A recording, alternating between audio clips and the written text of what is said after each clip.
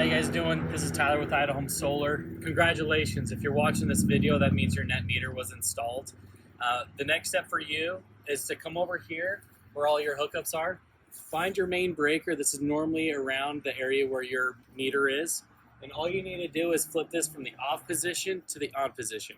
Everything else is already set up, ready to go. All you gotta do is flip that breaker right there, and then your system will be producing. Next step from here is you'll be receiving your monitoring information the next coming days.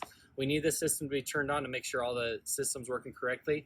At that point, you will receive your login instructions. So look for the email the next coming days for your monitoring instructions.